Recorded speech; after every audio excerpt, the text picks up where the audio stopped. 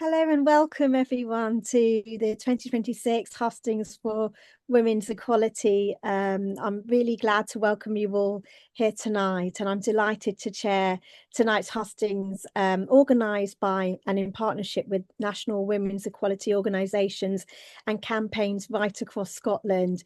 It's great to see such a significant number of you all join us tonight, to have your questions answered by our party political representatives who will outline their commitments for women's equality ahead of the Scottish parliamentary elections. Now, some quick housekeeping. The event will last until 8:30. We'll have a short 5-minute break around the halfway mark, and then we'll have, as we're on a Zoom webinar, we do not have a live question Q&A, but we do have a live chat function available. So if you do have any questions, you're able to pop them through via the chat function. There'll also be 5 rounds of questions with a different political representative answering first for each round, with opportunities given equally for responses. Now, the topics and questions were put together from over 160 submitted questions in advance from audience members and the organisations that have organised tonight's event. There is captioning available for this event, which can be accessed via the stream text link, which you can access using the chat link. And I do have to say, we do have a number of different party political representatives tonight, but unfortunately, we were unable to include a representative from the Conservative Party, as we did not receive a response or confirmation, unfortunately. And we also did reach out to Reform UK, but did not receive a reply. But without further ado, I'd like to first start by introducing our representatives tonight who will be answering questions for us. And the first representative I'd like to introduce is Carol Mochan, Scottish Labour. Now, Carol has been an MSP for the South Scotland region since 2021 and is standing again in the upcoming election for the South Scotland region. Previously, Carol has held the role of Scottish Labour spokesperson for public health and women's health. We also have Mary McAllen representing the Scottish National Party. Mary has been the MSP for Clydesdale since 2021 and is standing as a candidate in this constituency again in the upcoming election. From 2023 to 2025, she served as a Cabinet Secretary for Net Zero and Just Transition. Mary served as Cabinet Secretary for Housing in the Scottish Government since 2025. We also have Gillian Mackay representing the Scottish Green Party. Gillian has been an MSP for the Central Scotland region since 2021 and is standing again as a candidate for the region in the upcoming election. She was elected as the first ever Scottish Greens co-leader MSP for Central Scotland and held the Scottish Greens Party spokesperson role on health, social care and sport. And we have Christine Jardine, who is an MP for Scottish Liberal Democrats.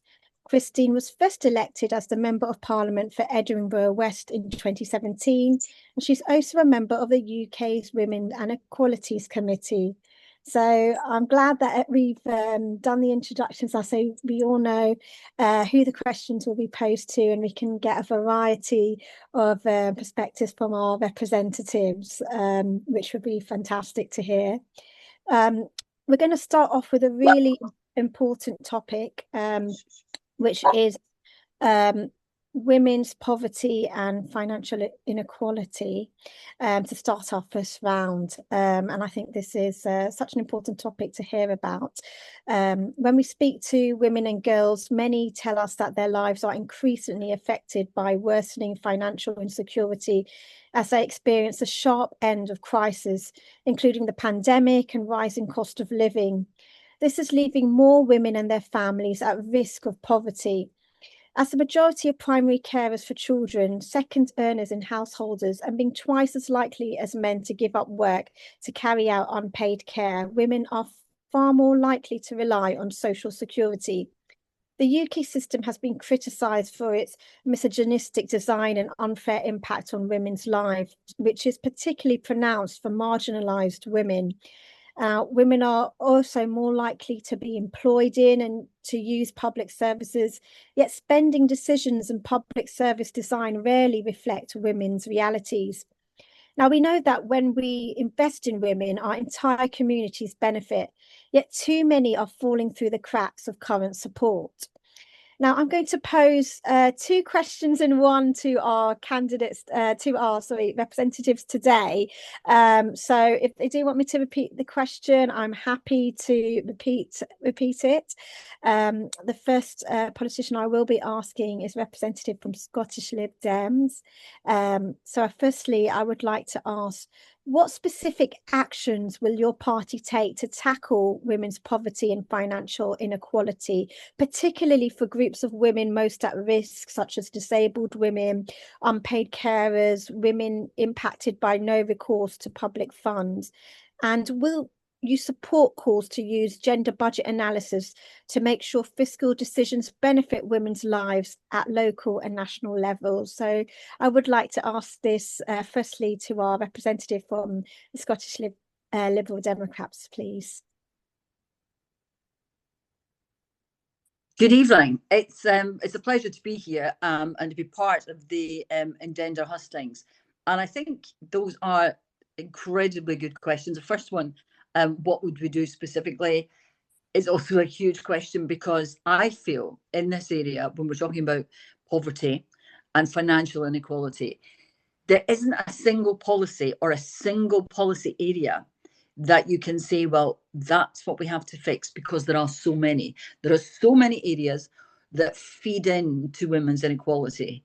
You mentioned a few there. The fact that most carers are women, and they are impacted much more severely by the need to give up work, etc. And it's very difficult to just put into, as I say, one single policy or group of policies. So we like to see ourselves in the Liberal Democrats as the party of care. And we recognise that 1 in 3 carers in this country are women. And that's an area that we have to address. Wendy Chamberlain's carers private members bill in the House of Commons sought to create new rights for carers. And to allow them to have leave, to get some respite, because that is so important. But as I said, there is no one area. We also need to look at better maternity benefits. We need to look at better recognition of women's health conditions. On the Women and Equality Select Committee at Westminster, we've been looking at what we've called medical misogyny, which affects women across this country. There's a lack of awareness of medical conditions which affect us every day. The menopause has been very high profile recently, but menstruation, periods. I know a lot's been done in Scotland to tackle period poverty, but there is still more needs to be done. And one of the key things is making men and male doctors aware of this. We want more training for doctors so that they're more aware of women's health conditions, so that women can get more support. But you also make the very good point about the intersectionality. Disabled women are doubly discriminated against, I feel, or doubly disadvantaged, if you prefer, because they are overlooked twice by our system, which doesn't, I don't feel, cater well enough for people with disabilities or women. Now, as Liberal Democrats, we were the first. We introduced the free personal care back in the early years of the Scottish Parliament. And that's the sort of policy that we would be looking to do again. So we'd be looking to improve support for carers. We would be looking to improve the understanding of and the support for women with medical conditions, improve maternity benefits, improve childcare, because that's also where women are affected. And think about the problem, not just as one area where women are affected, but every area, including pay. The gender pay gap is still a sickening reality in this country. Women do get the rough end of the stick every single time. And things like taking time off for maternity leave impacts your career and means that you will earn less over your lifetime all of these things need to be addressed. There's not a single policy that will do it. There's not a silver bullet, but it needs a different approach, a different awareness, more women in Parliament. One of the things we have discovered at Westminster is, since we now have 40% women in Parliament, the attitude to legislation and the inclusivity about women, about people with disabilities, about all groups has improved greatly. So if we're going to make progress in all of these areas, we have to make progress in that one as well. Thank you so much, Christine, for that and for all your points. And, it's great that you've addressed those. I would like to, thank Christine for her comments. And I'd like to now pass on to ask the same questions to Carol Mocan from the Scottish Labour Party to give her answers and views on this. Thank you very much. I just obviously, like Christine, like to start by saying thank you very much to Engender for coordination of the event tonight, and obviously to all the organisations that have invited us along. It's a really important topic. People, as you have said, know that it was part of my spokesperson role when I was in Parliament, so I covered this brief. So it is very important to me.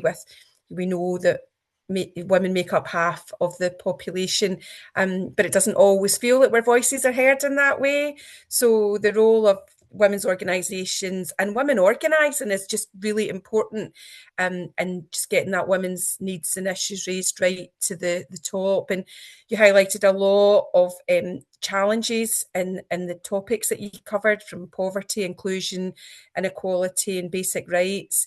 Other things that we get in the Parliament is the Supreme Court ruling, maternity services. There's just so much, and it really does need addressed. But in terms of women's poverty and financial inequality, I think Scottish Labour are very committed to this. We need to build on our history of sort of equal pay, in terms of the equal pay legislation that we brought in many, many years ago now, but we still know the gender pay gap continues. So we must look at that. And in terms of what we can do in devolved area, we are very keen to make sure we understand that women sometimes find it difficult to make that link back into work or to better paid work. So we need to have some work around how we support women at all stages, whether it's education or into the workplace, apprenticeships. Often when people think of apprenticeships, they perhaps think of more male-dominated professions, which women may wish to be part of, or indeed women may wish to continue in other roles, such as caring roles, which we know they often dominate. But we need to make sure that if we have apprenticeship models available, that they're available to women as well. And as you say, that cross-section of women, whether they're from ethnic minority backgrounds or they have other reasons that they may be disadvantaged, we want to make sure that we can get that right for women. As you said, if we look after women, we look after families and we look after communities. And women have been really affected by austerity, the 14 years austerity, we know, disproportionately. So we need to just make sure that we are addressing that and making sure that social security and public services work properly for women. I think women's poverty is such a key driver of child poverty, and I really welcome the UK government scrapping the 2-child limit. I campaigned for that because we know that it lifts so many women and children out of poverty, and that really helps all our lives. It benefits everybody. So I think tackling child poverty is a real investment in society, and definitely women are the cornerstone to that. So we should be making sure that social security works and helps women, and that it helps them navigate what is often a complex system. And we need to make sure that that is seen as an investment in women and in their communities. And I just want to finish, if I may, by saying that I have campaigned for the WASPI women as well, and I'm disappointed in the UK government's failure, as are many of my MP colleagues. And it is an injustice for women, and we must continue to fight that fight and make sure that we speak to the right people, so that our pensioners women are supported as well. So on balance, I think it's just so important that we work together as well to make sure we raise these issues. Women coming together right across party can make a difference. And I really appreciate that tonight, being able to speak with other colleagues as well. Thank you, Carol. Thank you. Really appreciate your perspectives and sharing that with all the participants here tonight as well. Now I'll open up the floor for Gillian Mackay from the Scottish Green Party to share her views on this question.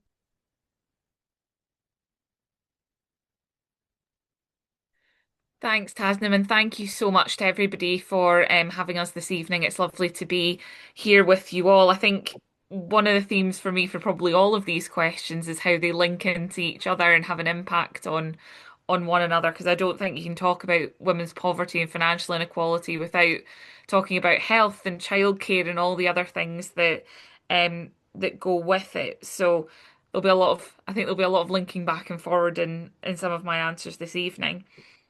As the Scottish Greens, we've advocated for a minimum income guarantee, short of having the powers to do a universal basic income, recognising that women are more likely to be in work that is low paid or paid at a rate that doesn't reflect its contribution to society, and care is definitely one of those.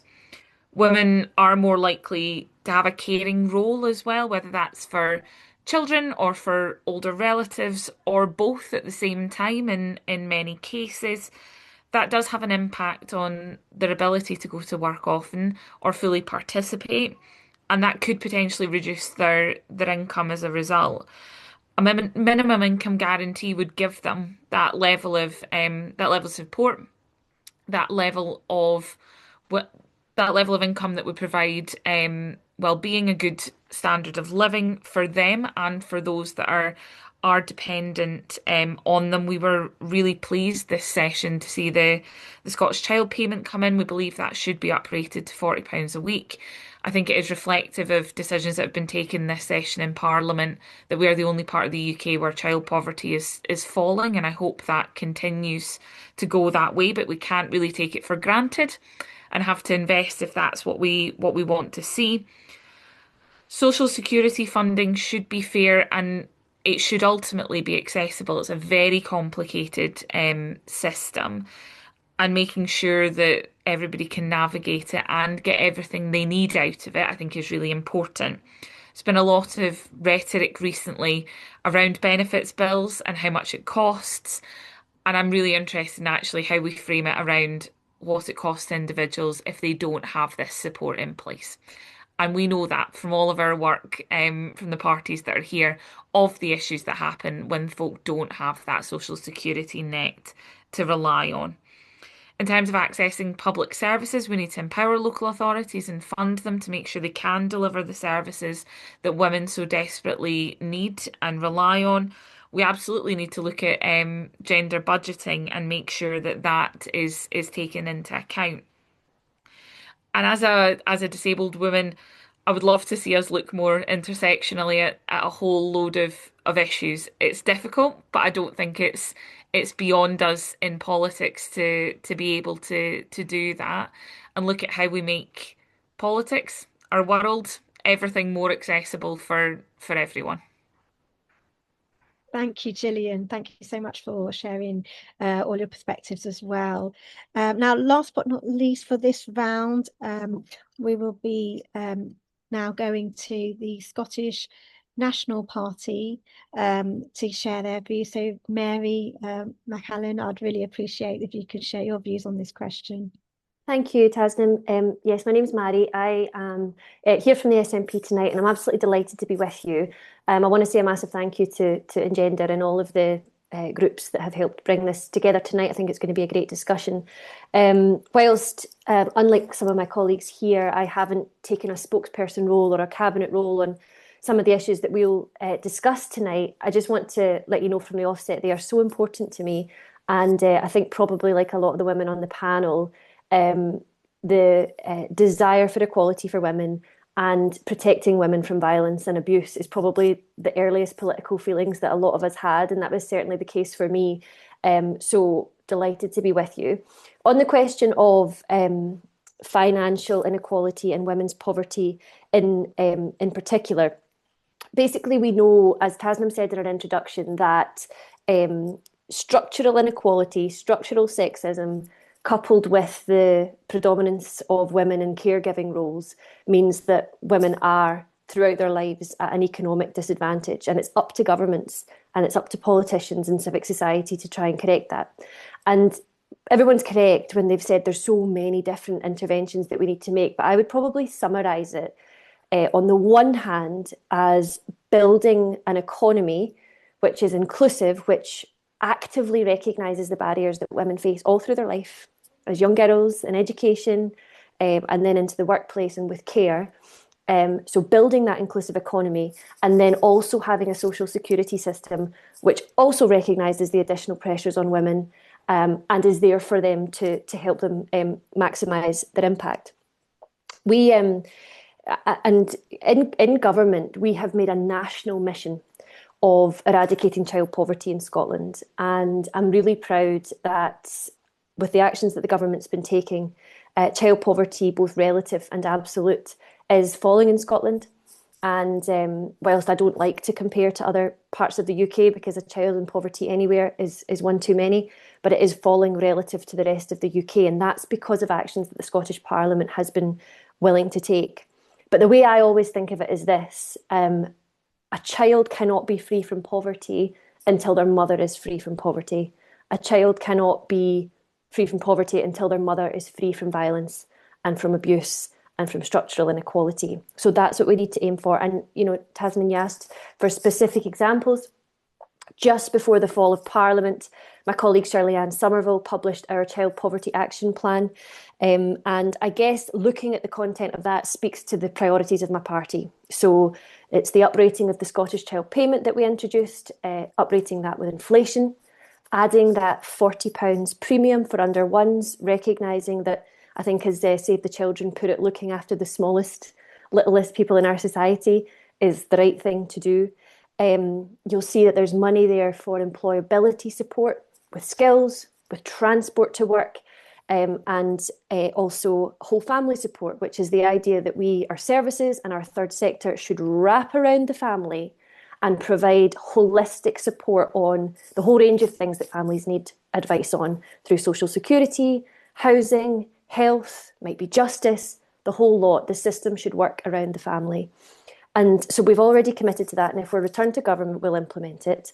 And we have, whilst our manifesto isn't published yet, we have set out a number of actions that we'll be taking, including a transformational step on childcare and the addition of breakfast clubs and other policies that I think will really help women. But that's a summary, Tasnim. Thank you. Thank you, Mari. Thank you very much for that.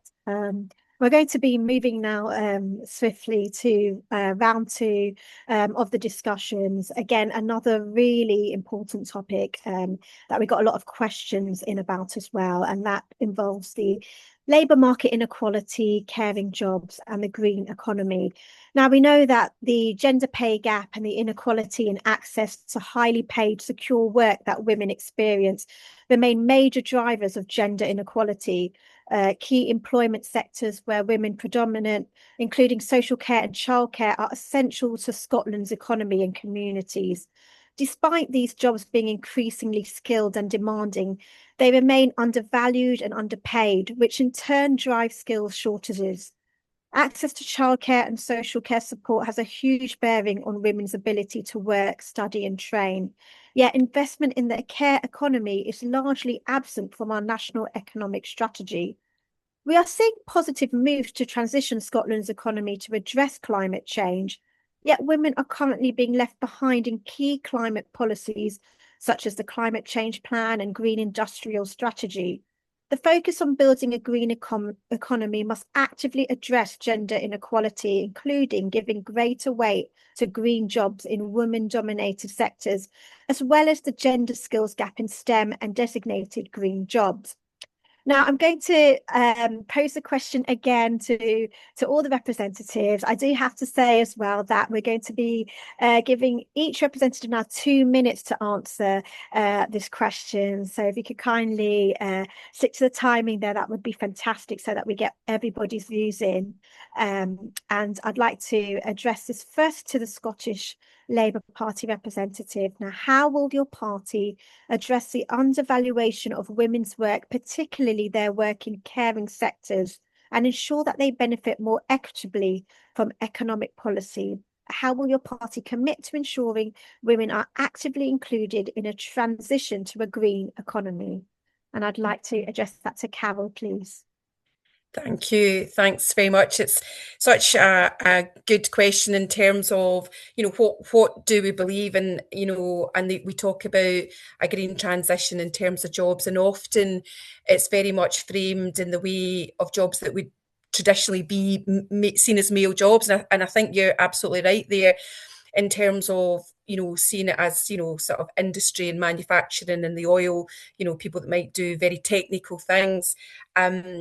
When in actual fact, you're absolutely right, there is such an opportunity in terms of how do we as a society understand that actually, and I think Gillian Mackay referred to it, which was great, in terms of actually what is a job worth to us. Caring is actually an incredibly important, incredibly skilled and talented job, and so those jobs should be seen and with much higher regard and part of our transition to this greener economy. So I couldn't agree more.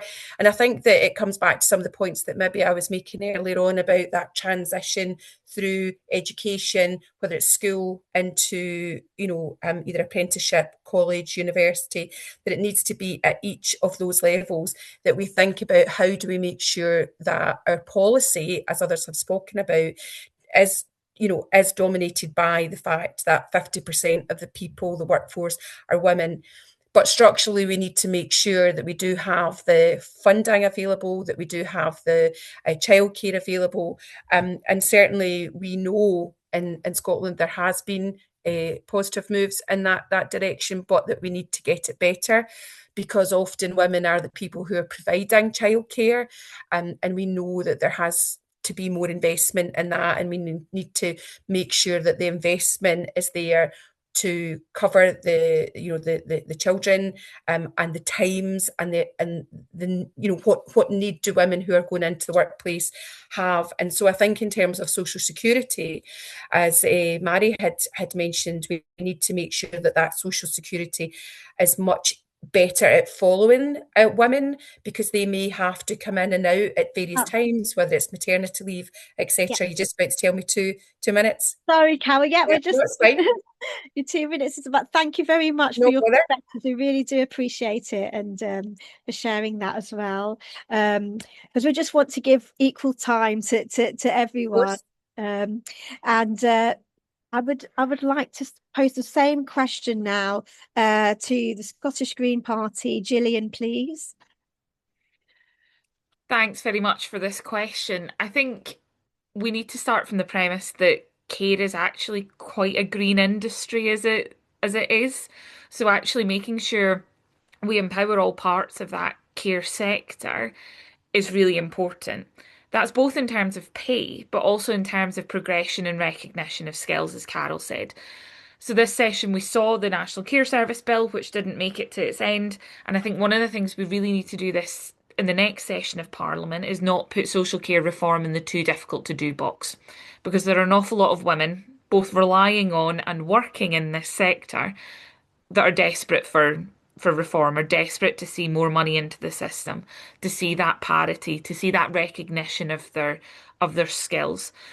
So I think we absolutely have to do that in the next session of Parliament. We'd like to see £15 an hour for care workers, recognising the level of skill they have. When my grandpa had carers, they were the ones that taught us all the manual handling skills and things like that we just didn't have as unpaid carers. But that also extends to those working in childcare too. We've already announced we'd like to see a massive expansion of childcare, more funded hours for children, with 1140 starting at the week after a child turns 2, with 570 hours for kids once they turn 6 months. That would need a rapid expansion in the workforce, but that's the perfect opportunity to also look at how we value those workers, how we recognise their skills, and make sure that they do have that good and stable platform to be able to work from. There's also a lot of things about supporting women back into the workplace after a period of maternity or caring leave, and a whole load of other things that I'm seeing you looking at me to stop, Tasnim. That's occasional. No, thank you very much. Thank you for sharing your perspectives on that. I'd now like to pose the question to Mary from the Scottish National Party. Thank you. I'll try and rattle through. I would say, just first of all, look, it's 2026. Equal pay between men and women should be an absolute given. And every single one of us needs to keep working on that until it's a reality for everybody. We've done a huge amount of work on both fair work principles and the real living wage, which has driven a lot of progress on these areas, but we need to keep working at that. Flexible work, I think, is a really interesting thing. It's been transformational in recent years since COVID, that many people are able to work from home, and that helps to balance work and life. But I'm always very conscious when we talk about this that there are lots of women in lots of jobs, not least childcare and social care that we've been discussing, for whom work from home is not an option. So we have to have that inclusive approach to how we plan the labour workforce. Couple of other points, childcare, and this is something that I've always cared a lot about, and even more so now that I've got a toddler running about myself as I'm trying to balance my own responsibilities. When we came into government, we introduced the 1140 hours of childcare based on the child's needs and a universal offer, so that it wasn't determined by the parent's status and was for all children. That was a big step, but we now recognise that the next big step has to be taken, and that's why John Swinney announced at our conference that if we're re-elected, we will massively enhance the childcare offer so that it begins at 9 months old and goes to 12 years old, that it's all year round, and that support is tailored according to needs. Now, we will set out more detail on all of that soon, and totally recognise that it's going to need it's a £500 million investment that John Swinney set out, and the workforce needs to grow, but we think that's the direction the country needs to go in. Sorry, Mary, you have 30 seconds left. Yep, if I can just, yeah, absolutely. So I was just going to mention the climate change question. If we can just lift our eyes from Scotland for a moment, globally, and particularly for people in the global south, climate change is a gendered issue. I've spoken to women in communities protecting their communities from flood and from coastal erosion, and they are absolutely remarkable. But climate change doesn't affect us equally. The most vulnerable people in the vulnerable communities are hit hardest and first, and that's why it's all of our responsibility to do what we can to tackle climate change. Thanks, Tasnim. Thank you very much. And I'd like to open up the floor now to Christine Jardine from the Scottish Liberal Democrats, please, to share your views.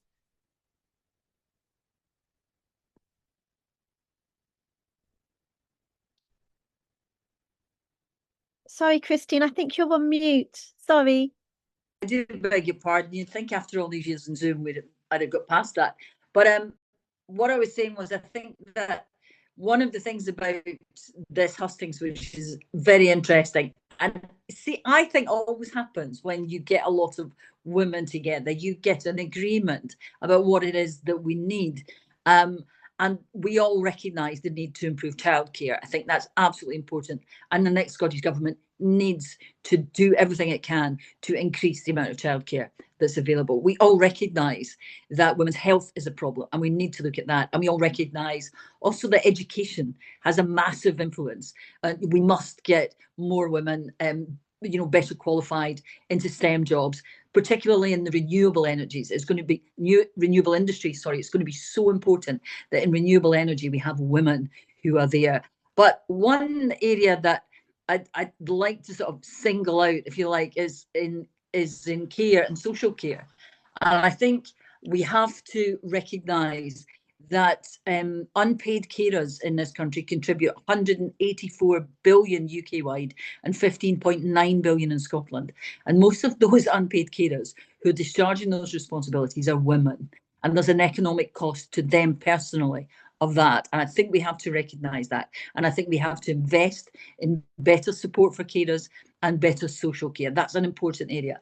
And one last word, because I'm aware I'm running out of time, one last word I would say is that one of the things that I think is key to making the workplace more equal for women and more economically sustainable in terms of maternity leave and benefits is helping men to recognise the issues and sharing paternity leave and paternal leave between parents, so that when a young woman goes for a job, the equation about whether or not she's going to be taking maternity leave no longer, comes into it. Because while we can change the laws, attitudes are more difficult to change. And I think we have to work very hard to ensure that parental leave is something that is seen as vital, as it is and always should be, for both parents. And then you begin to even out the job market. And that's a vital area for me. Yeah, thank you, Christine. Thank you very much for sharing perspectives on that. We're now going to move on to again another topic which we received many questions on, which is women's health inequalities and abortion rights. Now, women and girls in Scotland experience health inequalities caused by gender discrimination and ingrained medical misogyny within our health systems. We wait longer for pain medication, are more likely than men to have physical symptoms attributed to mental health issues, have heart disease misdiagnosed, and become disabled after a stroke. These inequalities are felt mostly acutely by Black and minority ethnic women, LGBTI women, disabled women, and women living in areas of economic deprivation. In the next Parliament, greater work will be needed across a range of health areas where women are being underserved, including women's mental health and neurodiversity, maternity and sexual and reproductive services. And at the same time, we see increasing threats to women's reproductive health and rights. Now, Amnesty has documented major increases in funding coming from the US to the UK to support anti-abortion groups. We have seen a concerning increase in the prosecution of women in England for abortion-related offences in recent years. Despite the independent expert group on abortion law reform in Scotland outlining a comprehensive framework for modernisation of abortion law in Scotland, the government and most political parties still seem reluctant to throw their weight behind this issue. Now, I do have two questions in one. I'm first going to address this to the Scottish Green Party. So Gillian first. So how will your party build on the existing work of the Women's Health Plan to improve women's health outcomes, ensure healthcare provision meets women's needs, and funding reaches women who experience the most severe health inequalities? And I'd also like to ask, how will your party take forward recommendations by the independent expert group on abortion law reform to decriminalise abortion and modernise the law? Fab. That's a huge amount to get through in 2 minutes, but I'll try my best. So I think the Women's Health Plan so far, and certainly my engagement with it has been good. I think there's a lot to tackle, as you outlined in your question, Tasnim, about medical misogyny and just general lack of knowledge in some of these areas, particularly in heart disease and stroke. And as the convener of the cross-party group on stroke from last session, hearing that particularly around rehab for women and things like that's a big issue. Some of that is making sure we have funding in the right place to support specific projects and specific initiatives. Some of that is tackling those ingrained attitudes, which are still there today.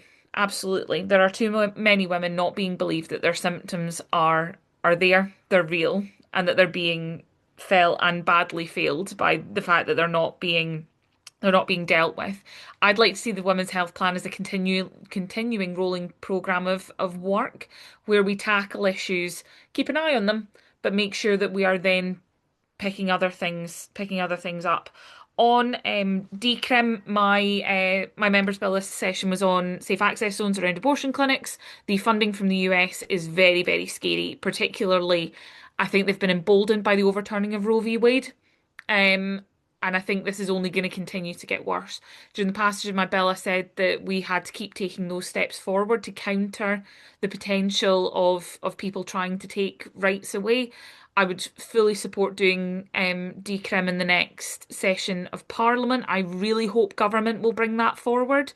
It's a bit big for a member's bill, but I'm going to. It's one of my on my to-do list to keep the pressure up on that and make sure that we do it, because some of the stories around women being prosecuted for potentially ending their own pregnancy and things like that is horrific, and some of the stories that have come out of that are just awful. And I'll stop there.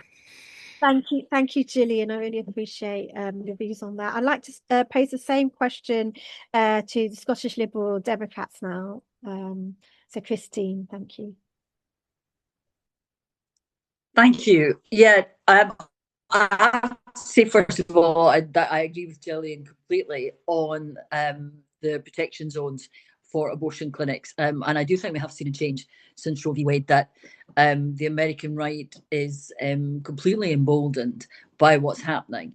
And decriminalisation of abortion for women in this country, the fact that women can still be prosecuted, I think certainly most people until recently were unaware of. And they thought that the 1967 Abortion Act had changed all of that. Well, there are still loopholes, if you like, and we have to clamp down on them. We have to make access to clinically effective therapies, talking therapies, all sorts of therapies important for women in all sorts of areas. And abortion is an area where women do need more support. And I think the next government has to do that. But I also think that medical misogyny is a major problem for women in this country, because I don't know a single woman who hasn't at some time or another gone to the doctor and been told, basically just to suck it up and take some painkillers when, they may have acute endometriosis and be in incredible pain. And that's a lack of training. So the Liberal Democrats want to see money invested in training for GPs, that, they are more aware of the symptoms, because that lack of awareness is holding women back. And yes, it applies in other medical areas as well. Women's heart conditions are misdiagnosed, as Gillian said, and there's so much work that needs to be done. But we also need to incorporate, I think, more support in mental health areas, incorporate counsellors into the NHS workforce more, plan so the skills can help more people, support businesses and public services that are losing far too many working days to people who are suffering from mental health issues, that we must do more to support them and sort of increase the training. And we want a single point of contact for those in waiting lists. So people only need to tell their story once. There must be few things in life worse than suffering from a mental health illness and having to repeat the story over and over again. And that's just not big enough. But more than anything else, I think the next government needs to be more ambitious in tackling the waiting lists that affect every woman in this country, actually every person in this country. Thank you, Christine. I really appreciate your perspectives. I'd like to now pose this same question to the SNP. Mari, please. Thank you. Yes, look, this is such an important issue, and as some folks have reflected on, we all know what it's like to be saying, I'm in excruciating pain, I'm bleeding to a frightening extent, I'm ill, it's affecting my digestive system, blah, blah, blah, and you're asked if you tried paracetamol. And, that's just unacceptable, and it cannot go on any longer. Now, we introduced a women's health plan. It was the first of its kind across the United Kingdom, and it was a significant step forward. From it, we got the Women's Health Champion, specialised menopause services, bespoke training for menopause and others, women's health matters. We just very recently published the second phase of it. And there's just a couple of points within that I would want to linger on. The first one is that a priority within that is gynecological services. And as has been commented, bringing down the waits for gynae services, which are too long. And we've specifically invested money from our general funding to bring down waiting lists in Scotland into that specific service. And there's some fantastic work going on in Ayrshire and Arran, for example. The robotics that are being used to very swiftly attend to endometriosis removal is fantastic. We just need to do more of it and more widespread.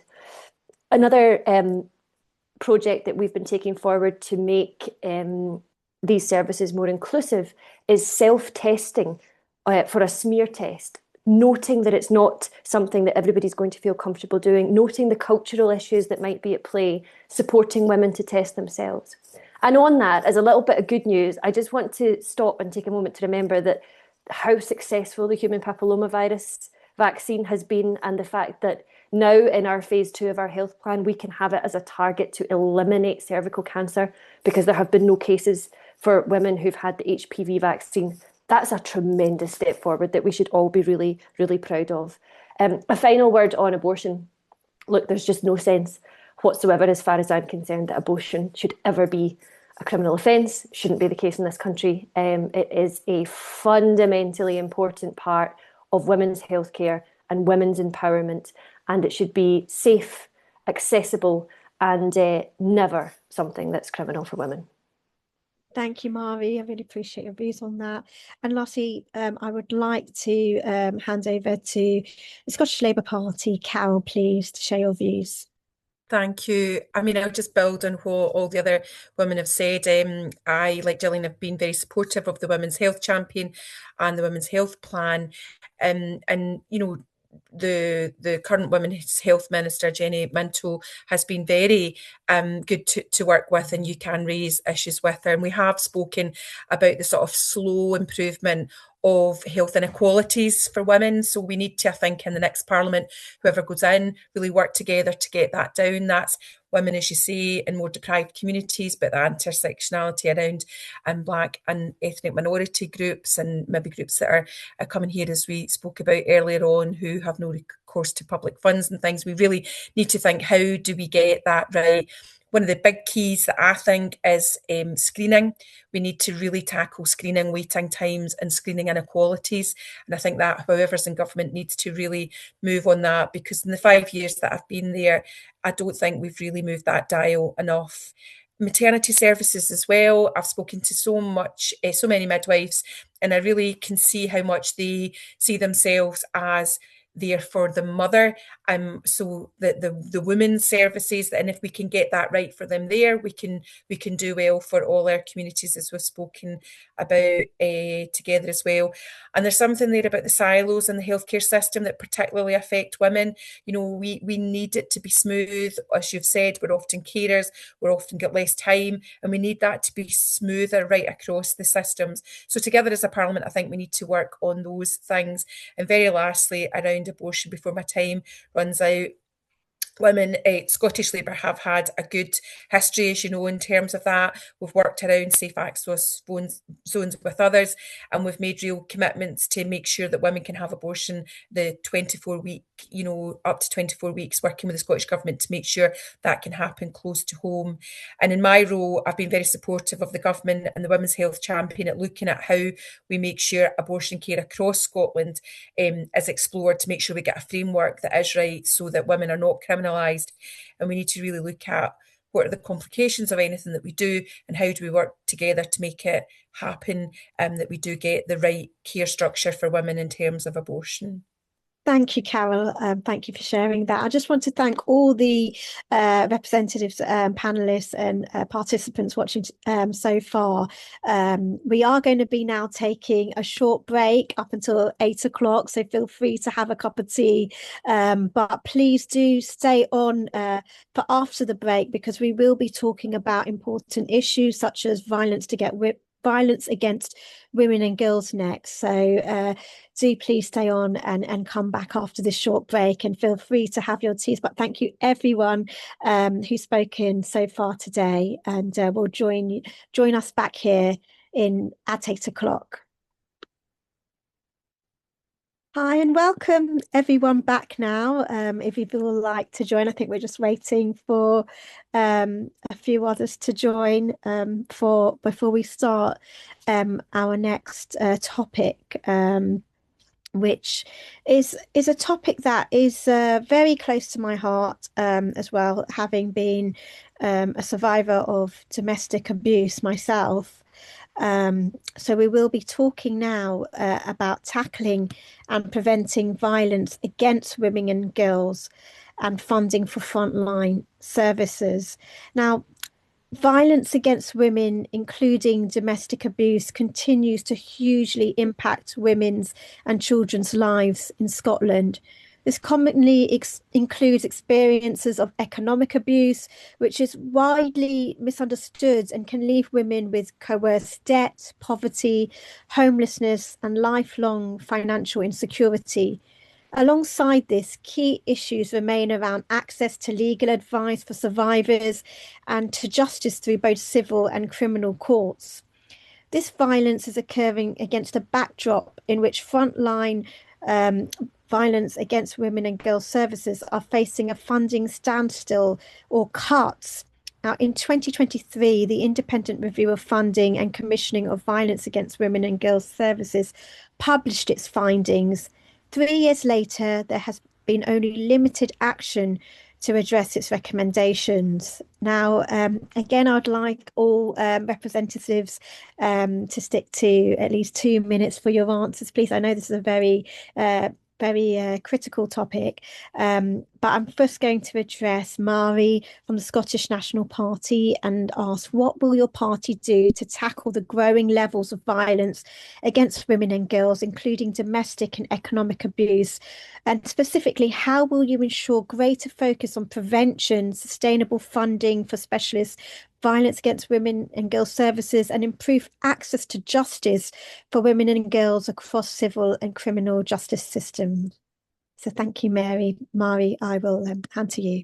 Thank you very much. And what an important topic to restart our conversation on. And thanks, Tasnim, for sharing your experience. It's very brave of you, and it's excellent to have advocates like that. I suppose just as a general point to start with, we are facing a storm at this election. I mean, not one of us on the panel tonight represents this type of politics, but we all know that the rise of the far right is something we're contending with, who claim to protect women, but who actually want to patronise and silence us and take away our rights. So that's something that collectively we should all stand up against. I'm really proud of a lot of the progress that we've made in Scotland, having created a standalone offence of domestic abuse, having made sure that coercive control was part of the definition of that, recognising that there are many different types of abuse.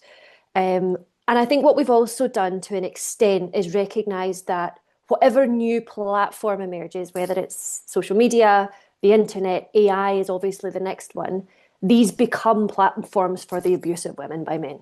So we have to make sure that the law keeps up with that. And, you know, we've made progress, for example, in outlawing the non-consensual sharing of sexual images. But I just feel so strongly that there's so much yet that we need to do here. I want to see progress on areas like non-fatal strangulation. I want to see progress on areas like spiking. I have constituents who lead a national campaign on spiking. Actually, it was their son who fell victim to it, and so they see it as something that both affects women and men, but there's clearly a gendered element to it. We also have recently sought views on an aggravation for violence against pregnant women, which I think is another really important area to tackle. And online harm. I would also like to see, and we might come on to a bit more detail on online harm. But look, essentially, there's so much we can do. If I can just draw on my closing comments on some of what I've tried to do as Housing Secretary alone, which is just one small part of a much bigger picture. I've introduced a National Fund to Leave, which supports women financially when they're making that really difficult and often drawn out decision about leaving an abusive partner. The last thing that they need to worry about is funding. And I spoke to women who told me about all the various different uses that they would put this to. Some of it was about furniture. Someone told me they needed it because their partner had destroyed all their children's Christmas presents and we just wanted to replace them. So it's whatever women need. We also passed new provisions so that an abusive partner can be removed from a social home in Scotland. So the woman doesn't have to leave her home, but the man can be made to leave. And then the final point I would draw out, I also had the privilege of opening Scotland's first phone line for the helping women with financial abuse. So there's still so much to do. We've got a lot to build on, but we must keep up with things like the online world, which are driving this to a frightening extent.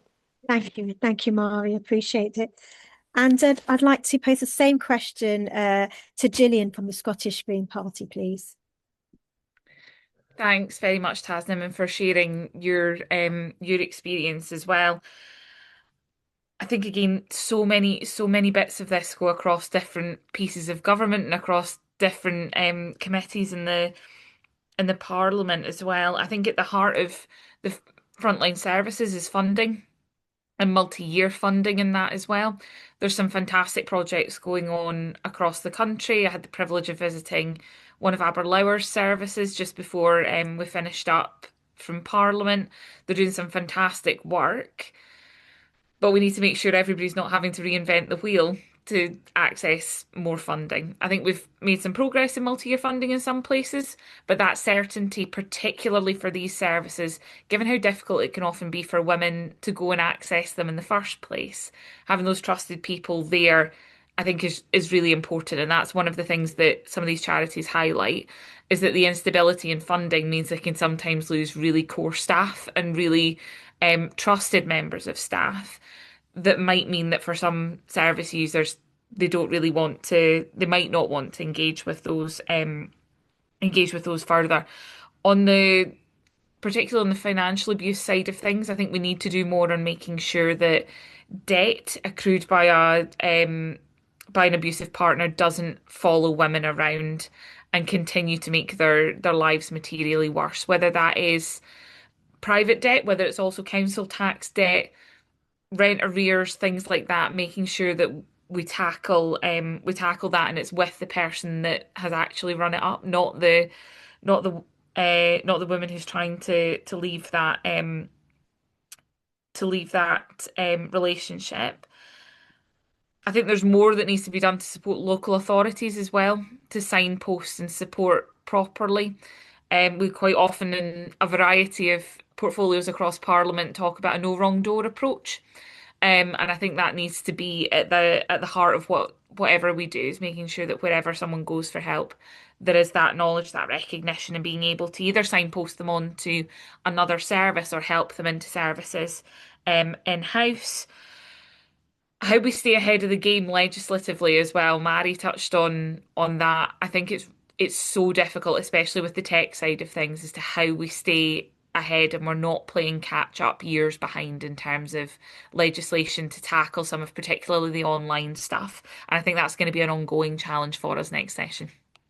Thank you, Gillian. And I'd like to pass this question on to Scottish Labour. Carol, please, to share your views. Thank you. Thank you. I mean, I think I would start by saying that I think the Scottish Parliament has done some bold and quite world-leading things in terms of tackling violence against women and girls, but it does remain too high, whether it's domestic violence, sexual harassment or misogyny, as so many people have been talking about. And we really need to expose the normalisation of gender-based violence. It's not inherent, we know that, but the stereotypes, the misogyny, bias, the sort of ingrained inequalities, it does really show. And as we do see a rise in the right, we do need to really be challenging that all the time with people. There's something around the way, and there was a debate, as you know, in Parliament around the bill about sexual exploitation and how we make sure that those who are exploited are not criminalised. And I think we need to spend some more time looking at that. We need to ensure that women who are exploited are protected, and girls as well. And I think that links into some of the challenges across the world. We know that women and young girls across the world are exploited and are treated very poorly. And in Scotland, we need to make sure that we raise all of those voices, that it is in Scotland, but right across the world, so that it is not seen as part of any society to be acceptable. Scottish Labour have a plan to look at the justice system in terms of tackling the rising tide of violence against women through public services, but we hope to look at sort of misogyny as part of the violence reduction unit, and how we make sure that attitudes start off in the right place to ensure that we can make sure that we are criminalising the right, at the right time, and the right people, and that women are not seen as criminals in any of this. I'm very aware of the 2 minutes, so I'll stop there, because we might discuss more of it again in another question. That's okay. No, thank you so much for that, and for sharing your perspective. And I'm now going to pose the same question to Scottish Liberal Democrats. So Christine, please.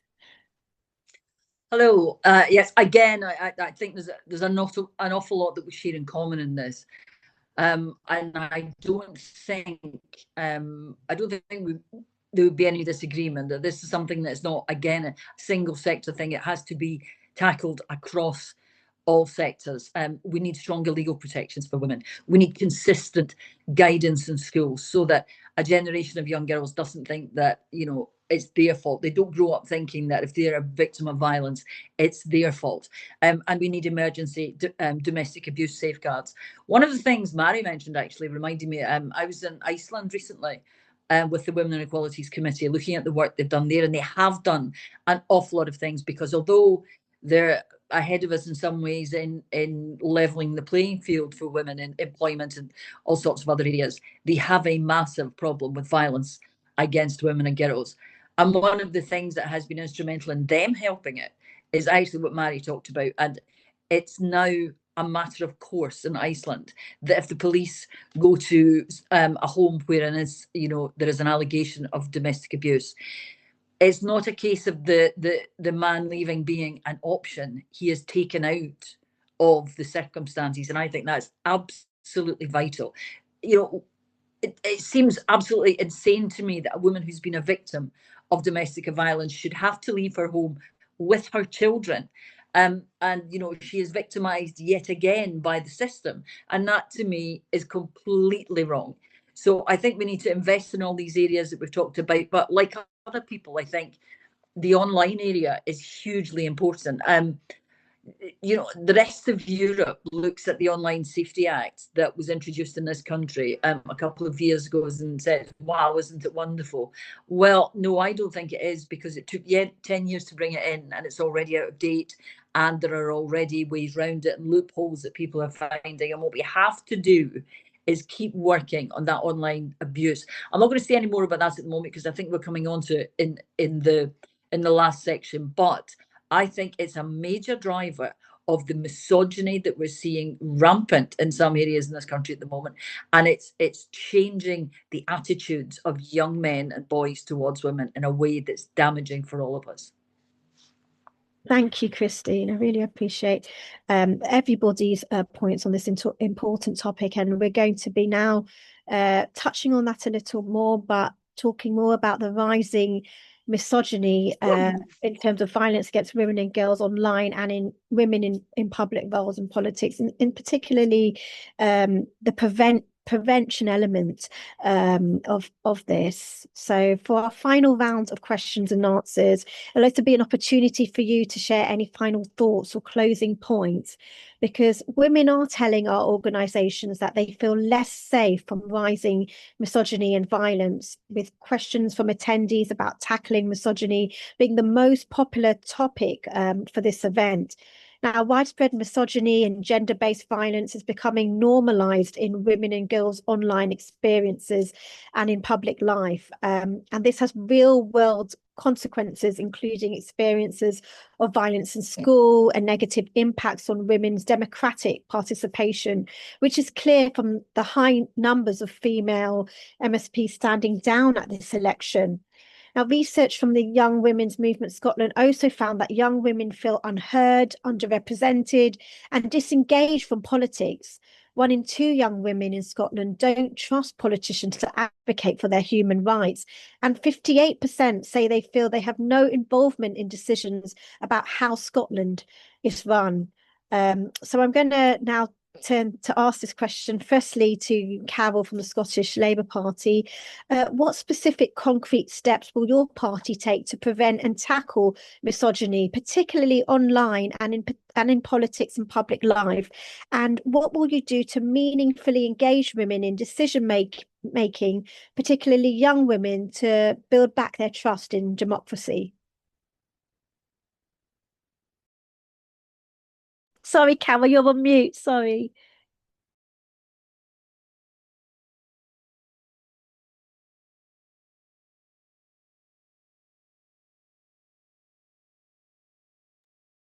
I'm really sorry about that. In the last question, I failed.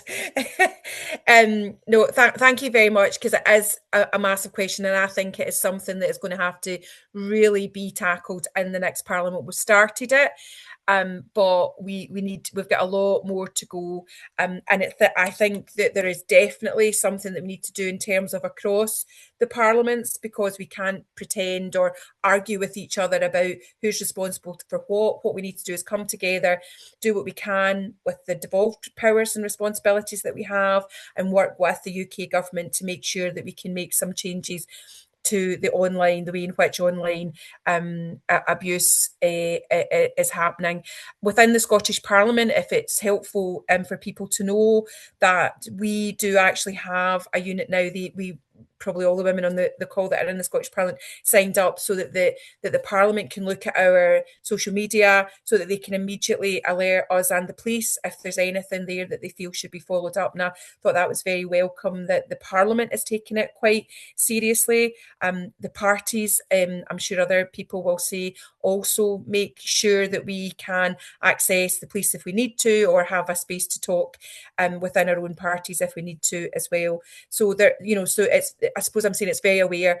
I want to just talk a wee bit about education, because a lot of teachers have spoken to me about in the classroom the way in which misogyny and violence towards female teachers is happening. So there's something that we need to do.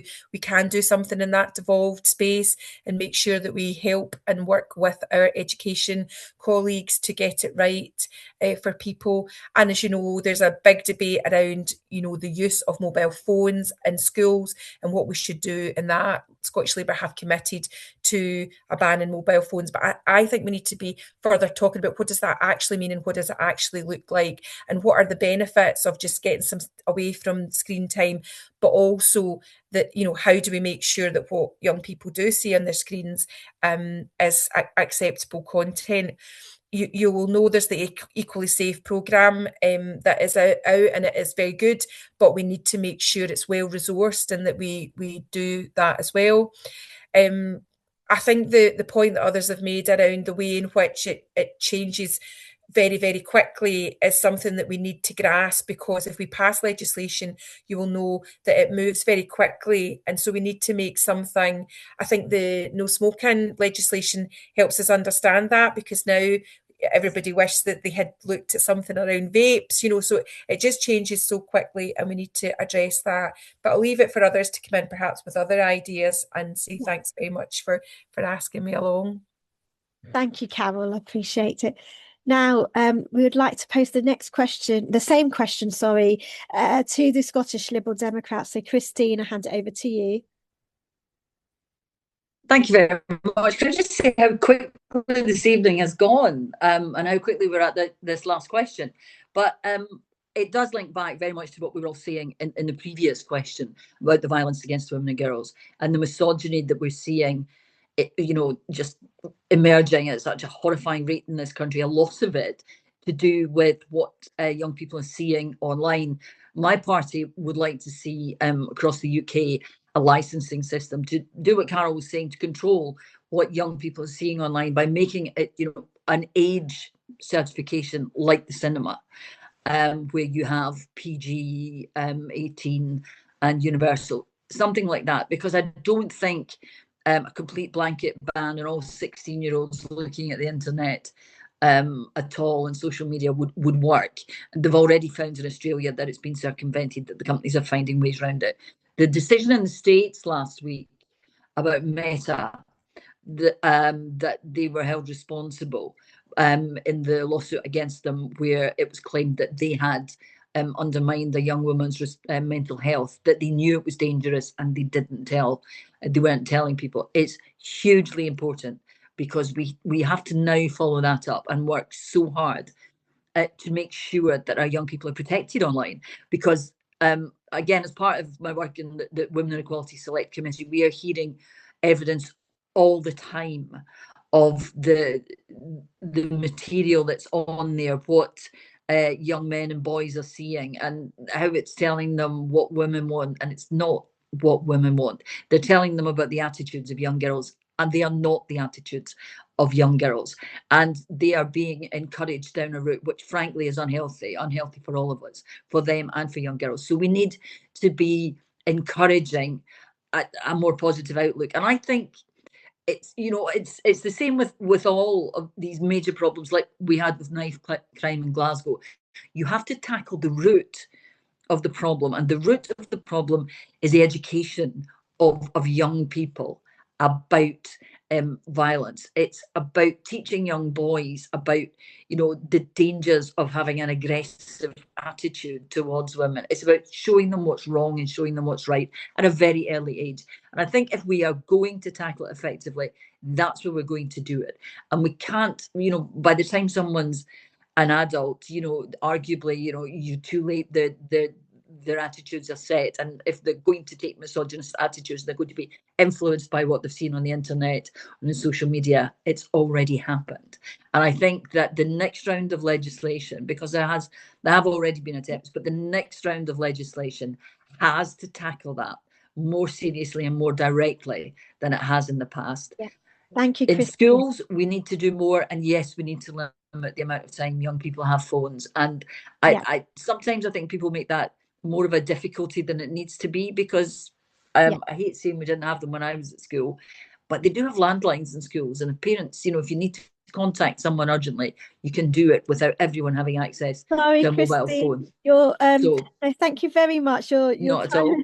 Thank you very much for sharing your views. But we'll have to now pass on to the Scottish Green Party. Gillian, please, to share your views on this.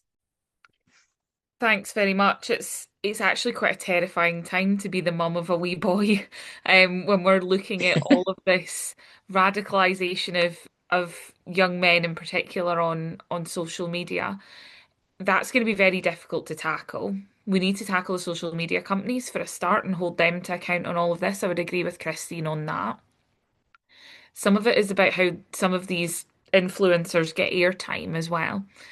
The way they get this information out to young boys in particular, it's awful information, but they do it in a very clever and pervasive manner. They give them the responses of what trusted adults in their life are going to say about who it is that's on the screen.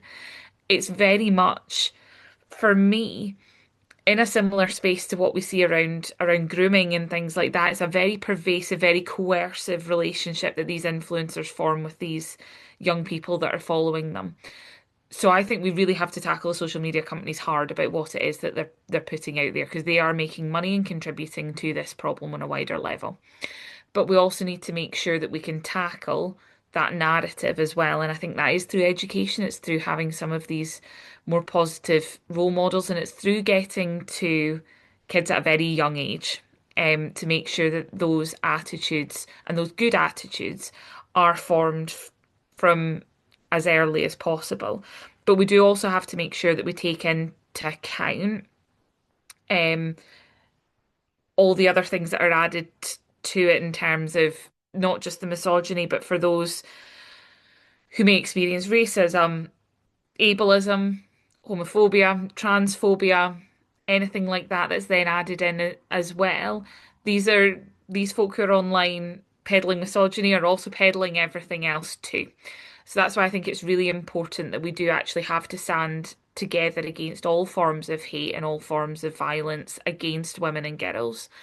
However it happens, whether it is an ableist comment first rather than a misogynistic one, we need to realise how interrelated they are, how dependent on each other they are, and how we are giving these people oxygen to influence the next generation.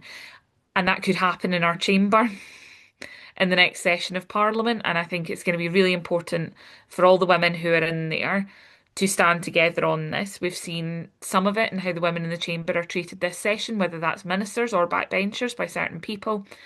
And no matter the party, I think we need to make sure, and no matter what the ideas that we disagree on in that particular debate, actually supporting each other where your fundamental rights are being undermined, I think is going to be really important. Thank you, Gillian. And now, finally, I'd like to ask Mari from the Scottish National Party to share her views on this. Thank you, Tasnim. This is something I feel so strongly about, and slightly from a personal perspective, being 33 years old and having been about 15 or 16 when smartphones first emerged, and having the experience of living half of my life without them and the second half with them, and knowing how differently I felt about myself and the world around me after social media. I think that we will look back in complete disbelief at a period of time when children as young as 5, 6, 7 had unbridled access to the internet in their pockets. I think we need to start looking at this in a completely different way, which essentially moves to a place that says that social media is not for children, in the same way that nicotine is not for children and alcohol is not for children. I think parents need a huge amount more support so that when their children want that phone and they just want them to be happy on Christmas Day or whatever it is, they can say no, because here are the facts about how this is affecting you. Not finger wagging, but supporting parents. I think we should see it as a spectrum of harm, from ruining children's concentration spans on the one hand, and sinking precious childhood hours into nothingness, right through to the absorption of harmful content, which is misogynistic and hateful and racist, and then at the very acute end, grooming and incitement to self-harm. This is, we will look back and think this was a social experiment of devastating proportions. So I really want to see a significant shift on this. Just to come about the women participation in politics, I think all of us on the panel can probably attest to one of the hallmarks of being a woman in politics is having a man either that close to your face or, metaphorically online, but that close to your face, telling you can't do your job. And it is quite a hostile environment for women just now, but I do want to encourage more to come forward because I feel we have a responsibility. We owe it to the women whose experience of men's bullying and harassment is not online abuse as a politician, but is actually as their partner or a family member or somebody they work for, to be here. We owe it to them to be here and to raise our voices because there's lots of people who still can't raise theirs. So I'll be hoping to lead some work within the Scottish National Party to get more women coming forward for our council elections next year, and we've made a wee fund available for that. But if we're not at the table, ladies, we are on the menu, so we need to be there. Thank you. Thank you, Marvi. And I just want to say thank you all very much for all your answers tonight. I know we've covered a lot of ground and different issues this evening, but it just goes to show just some of the ways women's lives are impacted by inequality in Scotland. I'd like to now take this opportunity to thank Mari, Christine, Carol and Gillian for joining us this evening, and also to the coalition of national women's organisations and groups who came together to arrange the hustings. I'm going to name all of them here today who's really made this happen, including the Young Women's Movement, Scottish Women's Budget Group, Rape Crisis Scotland, Engender, Scottish Women's Aid, the STUC Women's Committee, Close the Gap, Equate Scotland, Glasgow Women's Library, Zero Tolerance, Let's Change the Act, and Elect Her. I'd also like to thank Laura, who has provided our captions this evening, and all of you for coming along and for submitting so many brilliant questions for our politicians to answer. While I'm sure we could have been here all night going through them, unfortunately we are out of time. But if you submitted a question that hasn't been covered tonight, or if there's an issue that's important to you, I encourage you to reach out to your local candidates ahead of the election on the 7th of May and ask those questions going forward. But thank you again to everyone for coming along this evening.